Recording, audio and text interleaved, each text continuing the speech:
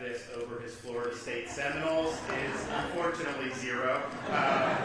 He is chomping at the bit for that Miami game on October 4th, and you're part of the state university system. I don't know if you can root for the U against Florida State. That's going to be an interesting dilemma. Florida, they have a game Friday night against Virginia, and it's like, yeah, they should win, but I'll tell you, those are the scary ones when you maybe look at. Hopefully they get the job done, because I just think it'd be good for the state to have two undefeated teams. Miami will be number 2. Florida State may end up being 6 or 7, maybe even 5, depending on what happens between now and then. And we haven't had one of those in a long time, so we're looking forward to that. But we're also glad to be here at FIU. I look around, I'm like seeing some of these nice buildings. I'm like, okay, so that was the line item I approved in that budget 4 years ago. Yeah, it's really nice. But Jeanette has done really a great job. I've, of course, been a part of this for things like the Adam Smith Center, which has really been a focal point, I think, of promoting economic freedom throughout the Western Hemisphere, particularly in Latin America. And trust me, we need it in this hemisphere. The way things have gone, particularly in some countries that had previously been very tough, close allies, are now going more in a statist direction. So I think that that's been a really important thing, not just for the students, but I think it's had a ramification beyond that. We're also glad to be joined by so many distinguished guests here. Of course, we have our president from Florida International University, Jeanette Nunez, who served admirably as the Lieutenant Governor of Florida for most of my tenure. And then we have Florida's new Lieutenant Governor, who has replaced Jeanette. I call him the Chuck Norris of Florida politics, because he's a Green Beret, and he's he's out there rescuing people in Israel when Iran's bombing people. So a real action hero to have as Lieutenant Governor. He's been with us on all these key issues, school choice in particular, but everything down the line.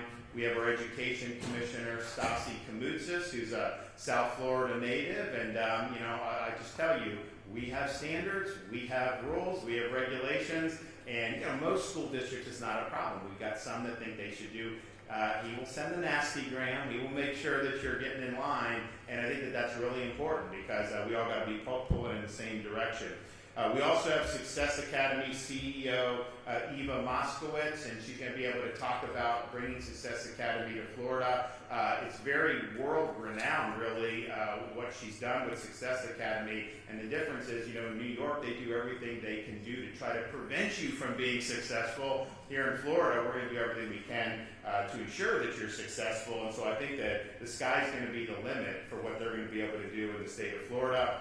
We also have Citadel founder and CEO Ken Griffin, who moved Citadel from Florida within the last 5 years. And I don't know, you'd have to do the calculations, but if you look through all of Florida history, there's probably not been too many people, and maybe no one, that's been more philanthropically generous already in just a few years of having his company down here. He's done amazing stuff to help our communities, and Ken is very much a part of supporting the Success Academy, so it's great to have him here and everybody here to be able to celebrate today's announcement. Before I get into that, I just want to make it very clear. We are seeing an alarming increase in attacks and rhetoric against law enforcement, in this case federal law enforcement, Department of Homeland Security and ICE. In Florida, we have zero tolerance for attacks on law enforcement. This is not Portland. You will be held accountable if you try that. These are folks that are doing their jobs.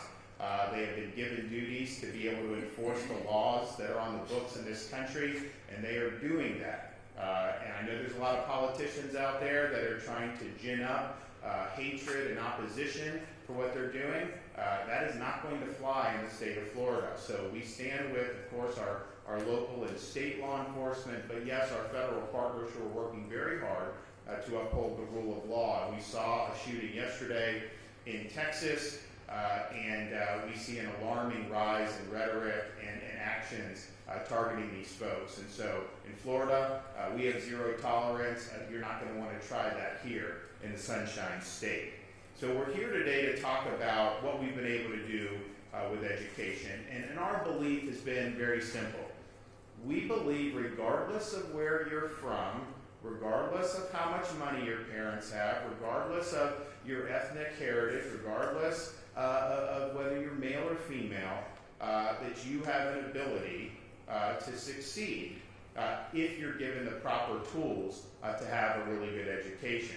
But we understand that in order to get there, we can't be obsessed with the systems. We can't elevate the bureaucracy over the needs of the parents and the students, and in many cases even the teachers. We have to make sure that we're empowering parents to be able to make meaningful choices about their kids' education. We got to put our students first. And so that's what we've done over the tenure of my governorship. Florida had embraced school choice, but we've taken it to a much different level. We are the leading state for school choice in the entire United States of America. We have 1.4 million students that are utilizing some type of school choice option in order to realize their dreams. And some of that is with our private scholarship program. We have 500,000 students who are on our Family Empowerment Scholarship and Tax Credit Scholarship programs. That gives the parents an amount. They can direct that to a private school and be able to do that if that's what they see fit. That's the choice of the parents, not the choice of the government. We also have over 400,000 students in charter schools, and Success Academy is obviously going to be one of our charter options. And so these are schools that are public schools. Now, they're not controlled by the school district, and I think importantly, not controlled by the teacher unions, but they are public schools. You know, they're open to everybody. Parents can choose or not choose. No one in Florida is forced to go to a charter school. They have to produce results. They have to show parents that they're a place where the parents are going to want to send their kids. And so we have over 400,000 students that have done that. Now, it's important to put this in perspective because, yes, the choice in and of itself is good. If a parent has options, that's better than having one option that's not doing well and you have no way to get out of that. But what are the results of that? If you take our charter school population, that over 400,000 students, and that's more students than some U.S. states have in their entire K-12 system. If that were its own state, it would rank number one in fourth grade reading and fourth grade math in these United States. And that's just the charter population. And the charter population does skew low income.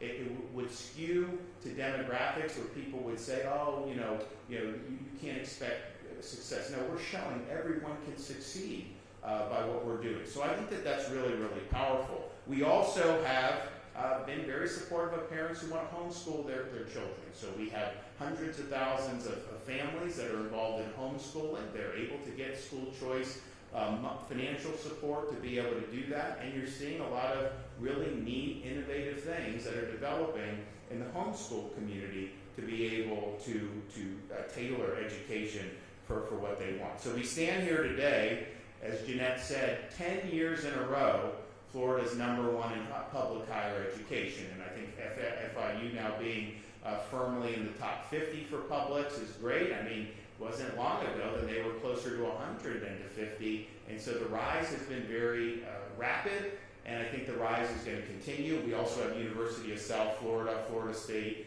and the University of Florida that are in the top 50. We have been ranked number one in overall education 2 of the last 3 years, number one in education freedom, I think for pretty much every year since I've been governor, number one for parent power by the Center for Education Reform, and also number one for parents' rights of any state in the United States.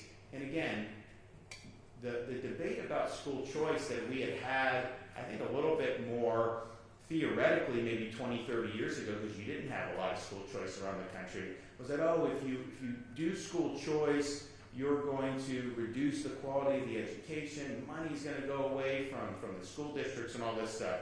And I think what we've shown is, what have the results been? So the results that we see from expanding school choice as follow. Last year, 71% of Florida schools earned an A or a B grade. That's up from 64% the year before. Even better, 44% of schools earned an A. The number of schools receiving a D or F declined significantly year over year. Now, part of the reason I think we were able to do that is we instituted a change in how we evaluate schools. We had focused on one kind of high-stakes end-of-year test that was frustrating for parents and some teachers and a lot of students. It also just practically happening at the end of the year. If you needed remediation, well, the kids are on summer vacation, and so how are you able to remediate? So we replaced that one end-of-year test with progress monitoring. That progress monitoring is periodic throughout the course of the year. It gives an ability for teachers and parents and the school to be able to rectify poor performance, and we've seen a huge, huge increase in performance as the school year has gone on as a result of our progress monitoring. Finally, before we talk about Success Academy, I'm really proud that we've led the way on reinvigorating American civics as something that's really important for our students. We started and the philosophy behind it is simple. You're going to have people graduate from our K-12 system who will want to go to college and go into business or go into college and be a doctor. Some will just maybe be entrepreneurs and not even go to college. Some will go into trades. People are going to pursue a wide variety of paths. But every single person that we send out of this K-12 system of ours is going to be called upon to exercise the duties of being an American citizen. And it's incumbent upon us to ensure they're not just a blank slate when they get out of here, that they actually have a foundation to understand what are the principles that have made America unique. What does it mean to be in America? Why have people fought and died defending this country? And if we're doing that, then we're doing our part so that they can go out and make the most of this really unique opportunity to be a citizen of this republic. And some will want to get involved in civic affairs. Maybe some will just be diligent about voting every election. Maybe some people get involved in their local community. But having that foundation, I think, is really, really important. So we have a Civic Seal of Excellence program for teachers, because we can sit there and tell you, you need to read Federalist number 10. You need to read the debate at the Federal Convention. You need to read all this stuff, and that's fine. But you have to have teachers that, one, are passionate about it, but then have a solid understanding. So our program gives them a $3,000 bonus if they go through the program. 50 hours. We've got great scholars from around the country talking about all the influences that went into the founding of the United States of America. And the people that go through that, they're blown away by all this stuff, because in a lot of universities around this country, that's not what they're focused on. They've got different agendas. Now, not as much here, not here as long as Jeanette's president, I know that. We want to focus on things that really matter and things that are enduring and really pursue truth. That's not how it's gone. So that's been hugely successful. And we now have the most robust speech and debate initiative of all 50 states. Every school district in Florida is a part of our speech and debate initiative. I think we have the championships in the spring that we'll do again. And I just think that's valuable, because it's easy for someone to be in their own little cocoon and just regurgitate things, but you may have to, in speech and debate, argue for something that conflicts with your priors. Maybe you got to question your assumptions. Maybe you actually have to think a little bit outside the box and make an argument. And in an era where so many people are on smartphones and stuff, to be able to stand up and express yourself and articulate a position, I think is really, really important. So we're proud of what we've done there. So today, I think it's really monumental for our state. Success Academy is the nation's top performing charter school network. And we have a lot of great ones in Florida. And we've got some amazing classical charters, like our friends in Jacksonville that have done those. We've got some down in South Florida that have done very, very well in different things. And we're proud of that. But Success really brings a proven leader. Success under Eva Moscowitz, they're not trying to kind of get easy points here. They're going in areas that have been more difficult to provide quality education. Here in Florida, they're going to be going in areas that have schools that have been very poor performers. And they are going to be giving populations who may not have had access to great education a chance to do something different. The track record has been sensational. And I mentioned this in passing, this is just true. New York City and New York State does not want charter schools, by and large, to be successful. Why? Because it's not something that the teachers' unions want to be successful. Why would that matter? Because they're the ones that really call a lot of the shots, unfortunately, in some of these states. And one of the things we did in Florida was say, no automatic deduction for teacher union dues. They can't be forcing you to do this. They can't even have an expectation it's just going to happen and all of a sudden you'll see it on your paycheck. No, if you want to opt in, you can write them a check, you can do. But what has that done? The number of people that have joined has plummeted. Dade County, Broward, they don't even have enough to be certified anymore. And part of the reason we did that is because we're increasing their salaries at the state level. We're doing a lot of this stuff. You actually had some teacher unions in Florida when we did our, because we've now done a teacher categorical pay increase, where they would withhold the additional salary from the teachers to try to leverage that on other negotiations where they could have gotten the money in the teacher's pocket right away. So you see some of these games that are played, and it's tough. It's a tough environment in places like New York and particularly in California. So I really believe that, the old song is true. If you can make it in New York, you can make it anywhere when it comes to doing charter schools. So you now have here with Success Academy and in this community in Miami, a community that has embraced school choice. There is no urban community in America that has more school choice than Miami-Dade County. And it's not even close. You have 2.8 million people.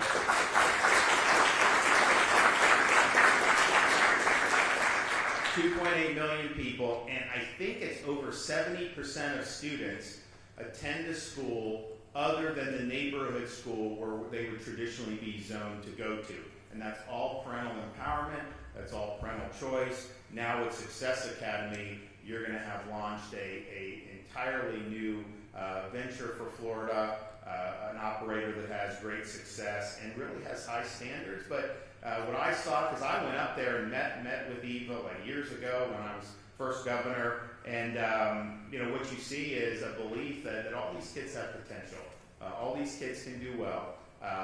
Different kids may need different tools. Not every family is offering the same levels of support across every part of our country, but people, they can succeed. And there's a belief in that, and the belief is, and the goal is to, let's get these kids to maximize their potential. So I'm excited. I know we had to work hard kind of in the extra innings of the legislative session, and we're going back and forth, and we got it done because I knew it was important, and so we were happy to lean in on that. So we're going to hear from some of our speakers. So we're going to start with our Lieutenant Governor, Jay Collins. If you want to come up here, he's a 23-year Green Beret, was an outstanding state senator. This is interesting. He lost his leg after 18 years of service, and rather than retire, he became the first person in the history of the Army to re-qualify as a special operator Green Beret on a prosthetic limb. You want to try that? Probably not very easy. And he's hit the ground running as Lieutenant Governor and has been a real champion for educational choice in Florida. Jay?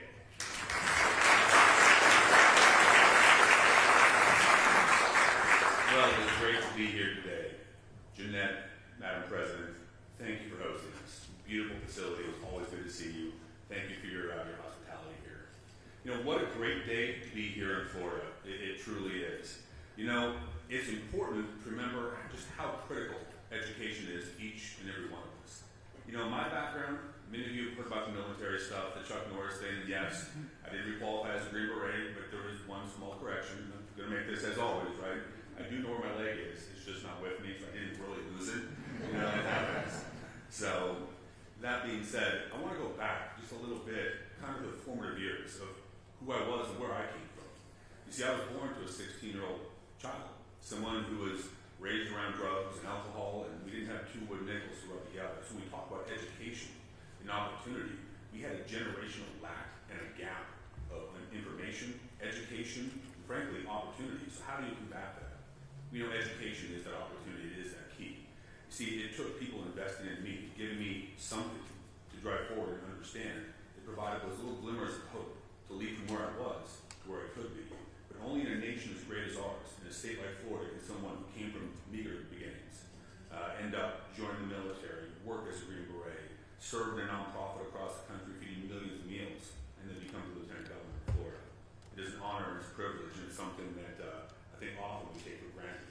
this great nation. So being here today to announce Success Academy is critical. It is. You know, here's what I know more than anything else. And this was distilled out when I worked at places in special missions units and as a Green Beret. Competition drives excellence. A rising tide floats all boats. When good people and good organizations step up beside us to help push forward and lead, everybody gets stronger because of it. Having Ken Griffin and Success Academy come to Florida is just that catalyst. It's an opportunity to push things forward, to achieve greatness, to push boundaries that we maybe haven't hit that much yet. So, you talked about universal school choice. Who does that really make a difference for? Obviously, everybody's the answer, but disproportionately, it's kids like me, who came from very meager backgrounds, who don't know where to go, don't know how to turn, and don't have anybody in the family to reach out to. Provides those opportunities to them disproportionately, and helps raise those boats. I'm so grateful to have us take a strong stance.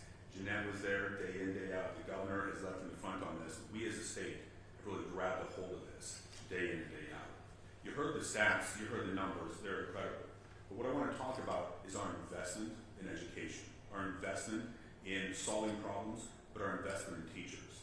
$5 billion invested. That's amazing. It is. We have to keep that up. We know that our economy and everything moving forward really is built off of what we teach our kids. It's garbage in, garbage out. We have a commitment to excellence here, right?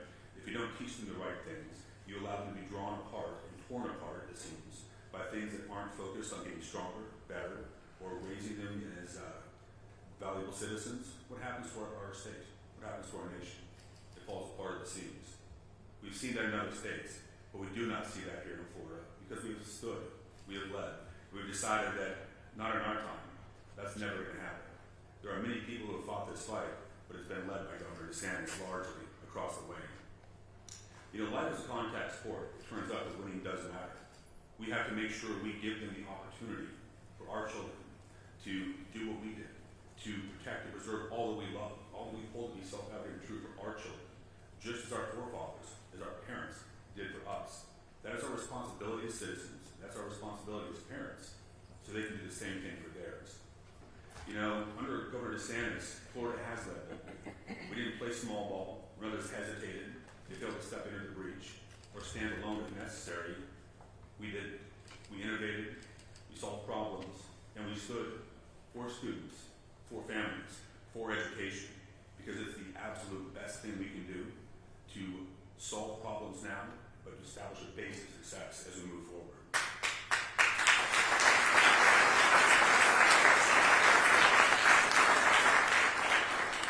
So I want to leave you with this. You know, where I come from the military is something that I talk about every day. My wife's probably going to whack me with a shoe or something later for saying this again. Excellence is a choice. It truly is. It is a choice. We are what we repeatedly do. Excellence then is not an act, but a habit. That's Aristotle. Let's distill it down to a choice. We can aim to set the bar low, or we can aim for greatness, for excellence in all that we do. Bringing in partners like Ken, like Success Academy, that is exactly what drives us towards greatness, towards excellence. I don't know about you, but more than anything else, I will never fail as a dad and as a husband. I want the American dream for my children just like you do yours, but I want so much more. Our nation depends on strong, focused education and people like us stepping up and standing up. And we're excited to have you here. We're excited to see what's going to happen. We're excited to see how far we can push education forward. Thank you. God bless you.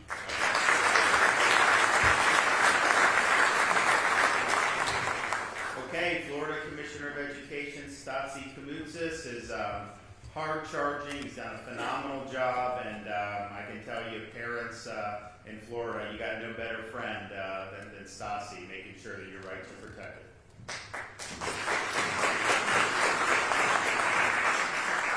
Well, good morning, Miami. It's great to be home. Great to be at FIU with President Nunez. Great to see so many friends here in the crowd. I see Representative Omar Blanco. I see President Madeline Maria, as well as Trustee Robert Alonzo and Board Member Dana Espino. It's great to be here in the community that I know and love. I was just here last week with Secretary John Davis. We got to speak to over 2,000 students in the neighborhood I grew up in, North Dade, I went to Dr. Kropp, and I had the ability to participate against some of the best in the district when it came to sports. And I got to go to my rivals' high schools as well and talk about the importance of their future. Whether it was Miami-Norland, that just became an A-rated school. That's a big deal for our community. Whether it's Miami-Carroll City, who also just got an A as a school. North Miami Beach, Miami Central, Miami Northwestern. It was great to visit with these students and see how much greater the quality of educators and administration is in the public school system because of charter schools, because of the competition that is now taking place. And Governor, I thank you for leading on that. I know firsthand just the challenges and opportunities that we deal with as folks here in Miami. My mother was a single mother of 3 kids. She struggled her whole life, and she struggled to make sure that we had the best education. And so for our district, at that time, it was Dr. Kropp, and I was super thankful for the sacrifices that she made. There's so many parents in Miami that want the very best for their children, as well as throughout our state. And so thanks to Governor DeSantis, Florida is providing every family access to a world-class education, no matter where you live, no matter how much money you make. So thank you, Governor, for your leadership.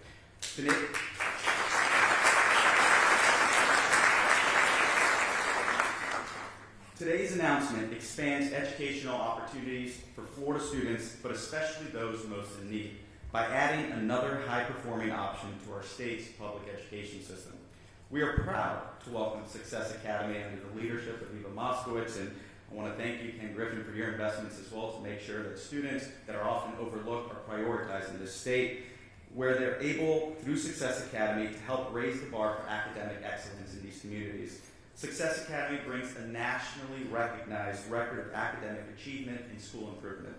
We're confident their unwavering commitment to student success will benefit students throughout our state, starting here in Miami.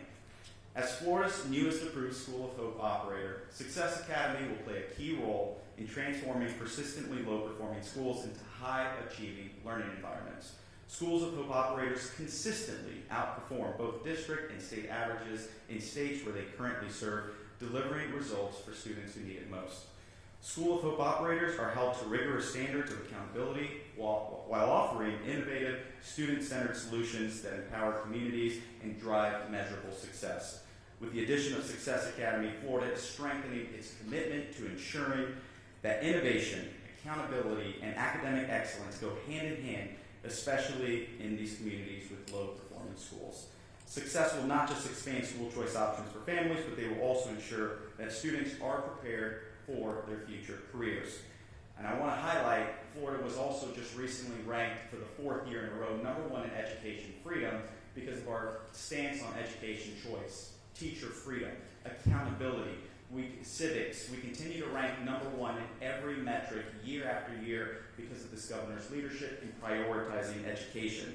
And today, we are proving that all children, no matter their background, no matter their zip code, no matter where they live, they can have access to a world-class education. I couldn't be more proud to stand with our governor and our lieutenant governor as we add even more high-quality educational options for families across our state. So thank you, and God bless.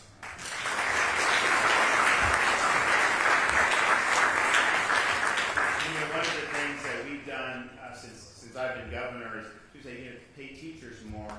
And I agree, but the problem is like you send more money to school districts, they don't have to spend it on teachers. And a lot of times bureaucracies grow. So we created a categorical in the budget that, and it's now $1.35 billion, 1.38, it only can be spent on teacher salaries, but we include the charter schools in those public schools. And so we've been able to help our charter schools teachers get pay increases.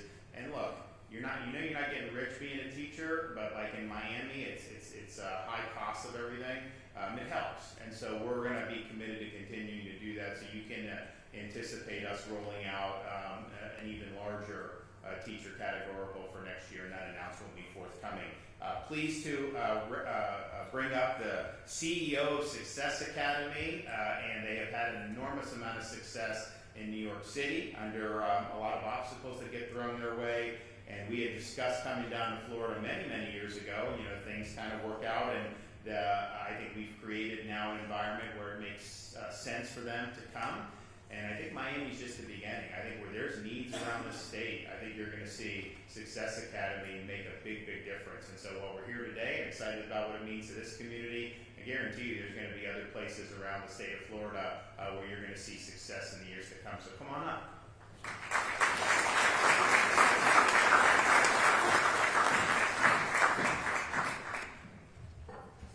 Good morning. Very nice to be here, President Nunes. Thank you for your gracious hospitality. Governor DeSantis, what you've done in the Sunshine State vis-a-vis education is extraordinary, starting, of course, with school choice. But the recent legislation throws down the gauntlet that excellence matters. There is no state in the country that has made this kind of commitment to excellence. It is not only going to help the poorest and most vulnerable children in Florida, but I think you're going to set a national standard for the country.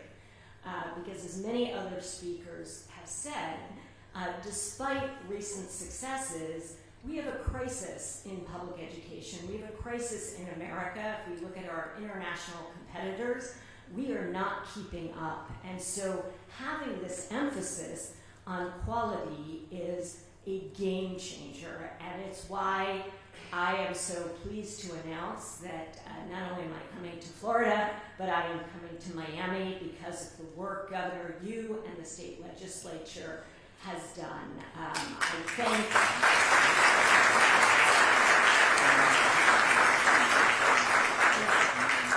I'm so excited to work with other Miami educators, business and civic leaders, and a diverse set of community leaders here in Miami. It's a little emotional. I have been fighting, as the governor said, in a blue state. I'm not used to being welcomed. I'm not used to people liking high standards. It's a little new for me.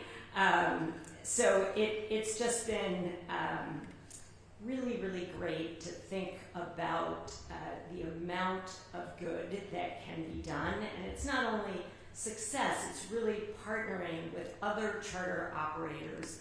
I'm passionate about all kids, whether they're in district schools or charter schools. We've got to get every single child to excellence. I'm also pleased to announce, and I have to confess a little emotional about this too, that Ken Griffin, who has been an incredible philanthropist for so many causes in this country, is making a $50 million gift to Success to come to Miami and support the poorest children to achieve unparalleled educational excellence. I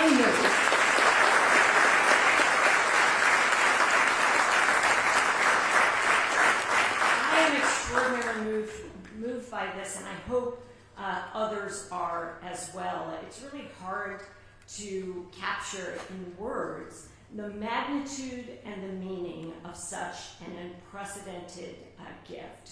It is transformative to commit to our most vulnerable children and the American dream. Please join me in thanking Ken.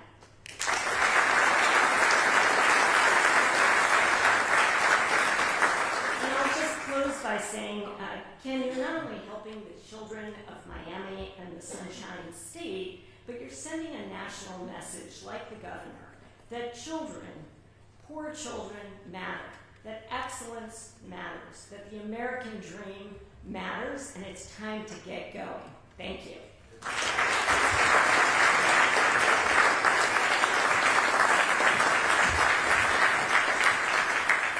Well, we're excited to have Eva and Success Academy, and I think the sky's the limit. As she mentioned, Ken Griffin has put up $50 million to help with this, and obviously, the state, we're involved in the charter schools. That's going to have an enormous impact, but that is not the only $50+ million donation Ken has made in Florida in recent years. He's been incredibly generous. He's one of the top financial whizzes that we've had in the modern history of our country. He's built an incredibly successful company. I tried to get some stock tips out of him on the way over here, but he's got he watches a lot of stuff, but has had an enormous amount of success because of America, starting his own business and doing it. But I think that his passion to help others, particularly with education, has really been unparalleled. And so when he moved the company down here a few years ago, yes, look, these are high-paying jobs. They contribute to the economy. But I will tell you, the philanthropic impact that he's had just in the last 4 or 5 years has been incredible. So this is another example of that. And I would, if I were a betting man, I would say it's certainly not the last example of Ken Griffin's really significant philanthropy. So come on up, Ken. We'd love to hear from you.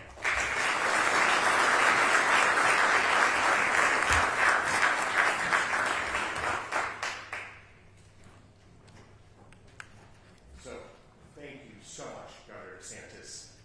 And today truly is a moment of celebration for the children and families across Florida. Under your leadership, and with the support of our state legislator, Florida continues to lead the nation in ensuring every child has access to a world-class education. And when I walked into the room this morning, I said to Eva, welcome to the state of Florida. All of us are so thrilled that you have chosen to come here to have such a profound impact on the lives of so many children in our great state. Thank you and welcome to Florida.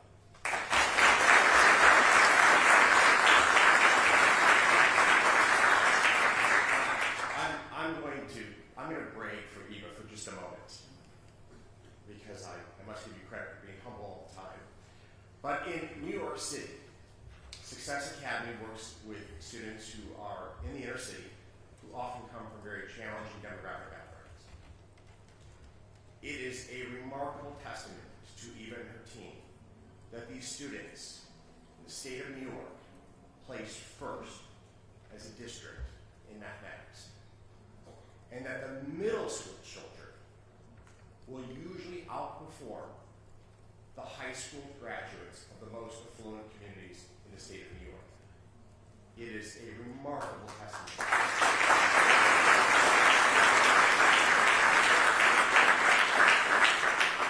to your leadership and to your team's commitment. Now, I walked the halls of success. I have spoken with the students. I have had the moments in the classroom where they're posed difficult questions that with my Harvard education I struggle to find an answer to. We do need to work higher education in there, don't we? But what I will tell you is I love the culture of optimism, rigor, and most importantly, high expectations. High expectations. Teachers and leaders who know that these children can have remarkable lives and make the personal commitment to bring the best out of these children. Jay Collins and I spoke before today's event for just a moment about our shared family histories. Jay grew up in a family with little, and I was very fortunate that I grew up in a family with some means, but my grandmother grew up in a house with no running water, like Jay did. And for Christmas, she had an orange. And like Jay and like the governor, we all firmly believe that education truly is the on-ramp to the American dream. So Governor, with your leadership, Eva, with the gift, the commitment of your team, we will pave the road for tens of thousands of students here in Florida to join all of us in living the American dream. Thank you so much.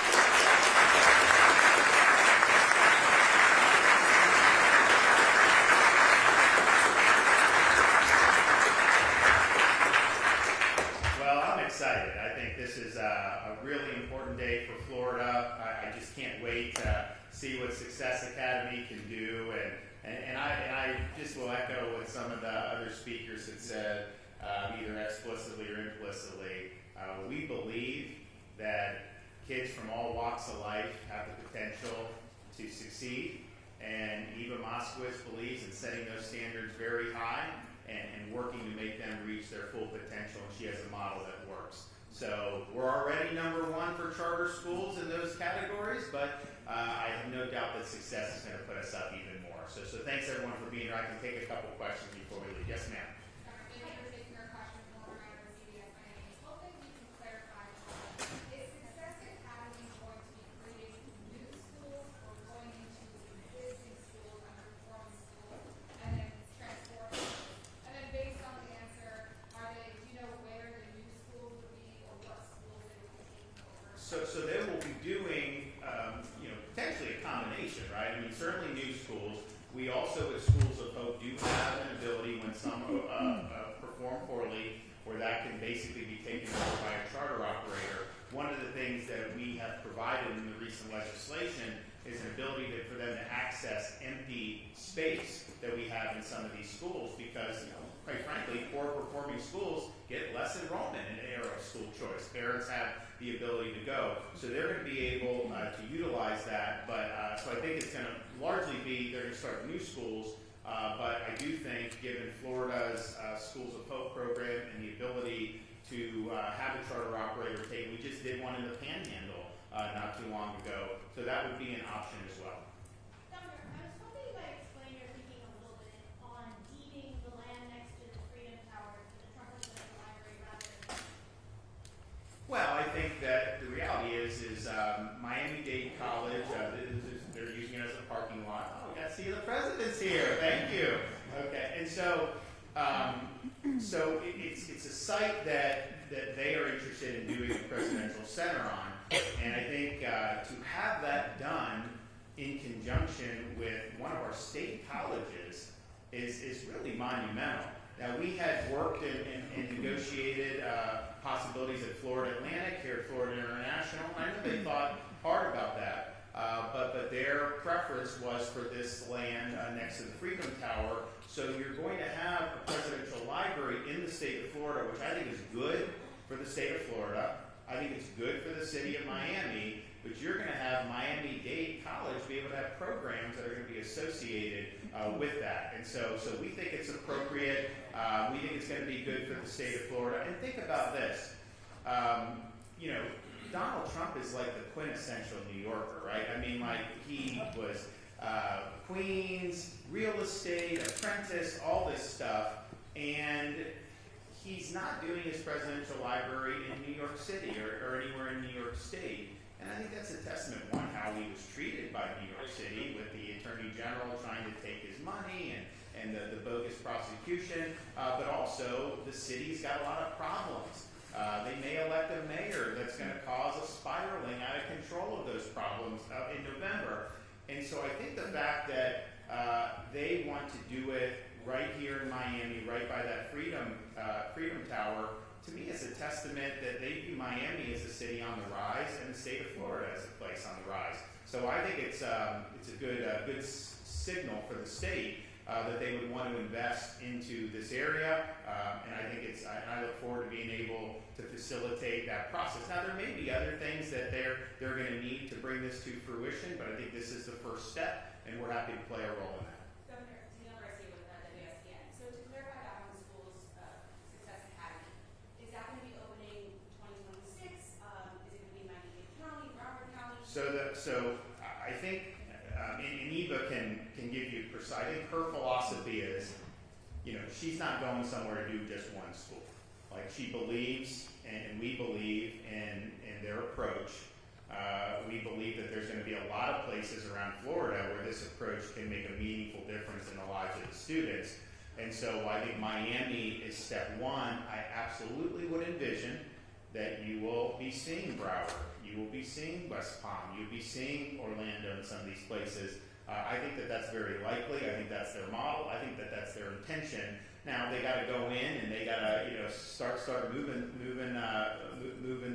the needle here in terms of getting up and running and doing this. But they have an ecosystem in place with the legislation I signed where that can be done. So if we're here in 5 years, I would anticipate that you likely would have multiple Success Academies throughout Florida. Governor, your thoughts on open carry, which is now essentially law of the land in Florida as of today?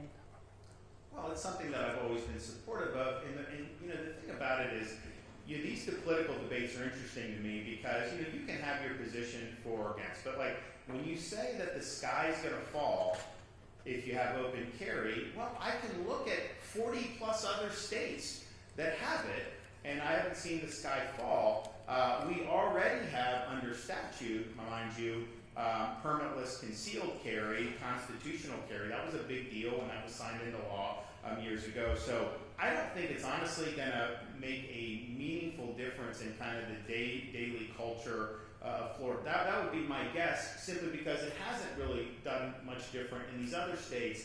I think a lot of folks who are big proponents of the Second Amendment, I think their concern with Florida basically saying you can never open carry is if they have a concealed firearm, they sit down at a restaurant, they open their jacket, and then the firearm all of a sudden shows, have they committed a criminal offense for that? And it just didn't make sense. So I think that was really why a lot of people were opposed to Florida's blanket prohibition. But basically you had, I think it was just Illinois, New York, and Florida were the only three states that just had a flat ban. So I know media portrays it certain ways, but look at what other states, look at the laws of that. We're much more consistent now with the vast majority of states, even blue states, quite frankly. Vermont, for example, has had this since like the 1770s. And they're a very blue state. So yeah, I mean, I thought that was the proper reading of the Constitution, and it'll be something that'll be upheld in Florida. Yes. What would you say to those who say charter programs like this could take away students' resources from public school systems? What would you say to those critics? Well, I'd say look at what I've done since I've been governor. We have the highest per pupil spending we've ever had in the state of Florida. We've increased funding for our school districts every year. We've done the teacher categorical, which started, I think, at, $500 million? Now it's almost $1.4 billion, and we're going to shoot for over $1.5 billion next year. Now the charter teachers are eligible for that too, but you've seen public school teachers. I mean, our teacher of the year last year was at an event we did recently, and she was talking about how she's gone up now $10,000, $15,000 over the last 3 or 4 years, and that's largely because of that. So we have done that in terms of supporting the school districts, because Miami-Dade's a good example. The reason why you have over 70% students not attending their local neighborhood school that they're zoned for is because the district has a lot of choice options. So it's not just private and charter. That's important, and you got a lot of that in Miami-Dade. But you have students that can go to other public schools within that school district, and I think that choice has been really good. But that choice probably would not have happened had we not been pushing choice in the other areas. And so we've done a lot of funding. That's just black and white in the budget. You can look at those over the years. Now, in terms of students, I think it's healthy that schools compete for students. I think it's healthy that a school is going to be in a situation where if a charter school is offering better programs and the parents have more confidence then, and they're losing students to that, then they're going to have to do something to earn the trust of those parents back. And so I think you get better through the competition, and I think it should be a competition to earn parents' trust and a competition for students. That is going to end up making things better. We would not have 1.4 million in choice programs if it wasn't for the competition. Most of those schools, because you have 500,000 private, 400,000 charter, but a lot of hundreds of thousands are within school districts, the choice programs within school districts. I don't think they would do that if there was no other option for choice. It probably would just be one system, and you kind of like when I was growing up. I lived in Dunedin, I went to Dunedin High School, that was kind of it. Things have changed, but I think they've changed for the better. All right, thanks everybody.